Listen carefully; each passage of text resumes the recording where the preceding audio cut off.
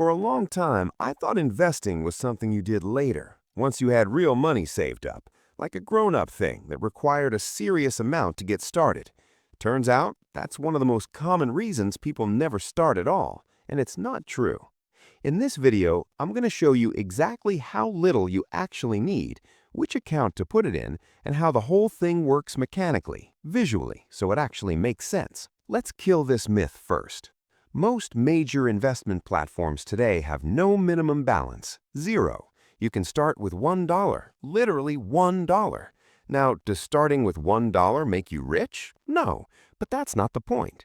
The point is that the barrier most people imagine doesn't actually exist. Here's what matters more than the starting amount, and this connects directly to what we covered in the compound interest video. Time in the market beats timing the market. Every year you wait to start is a year the curve doesn't get to bend. Same investment, same rate. Person A starts at 22, person B starts at 32. By retirement, person A has nearly twice as much, not because they were smarter, not because they picked better stocks, just because they started earlier. The amount matters less than most people think. The start date matters more than almost anything. Okay, so here's something that confused me for a long time. The account and the investment are two different things. Think of it like this. The account is the container. The investment, like an index fund, is what you put inside the container. You need both. There are two main containers most beginners choose between. The first is a Roth IRA. You contribute money that's already been taxed. It grows tax-free, and when you take it out in retirement, no tax is owed. That's the trade. The catch, there's a yearly limit on how much you can put in, $7,000 in 2024 if you're under 50, and it's designed for retirement, so there are rules around taking money out early. The second is a regular brokerage account. No contribution limits, no age restrictions, pull the money out whenever you want. The trade, you pay taxes on any gains when you sell. Neither one is wrong, they're just different containers for the same thing. If you're starting young and want the tax advantage, Roth IRA first. Suppose you've already maxed that or want flexibility, a brokerage account. That's the whole decision. Okay, this is the part nobody explains. What mechanically happens when you actually invest? Step 1, you open an account. A Roth IRA or a brokerage account at any major investment platform. Takes about 10 minutes online. Step 2, you transfer money in. You link your bank account and transfer money. It usually takes 1 to 3 business days to clear. Step 3, you choose what to buy. For most beginners, this means a broad index fund, something that tracks the S&P 500. We covered exactly what that means in the last video. Step 4, you place the order.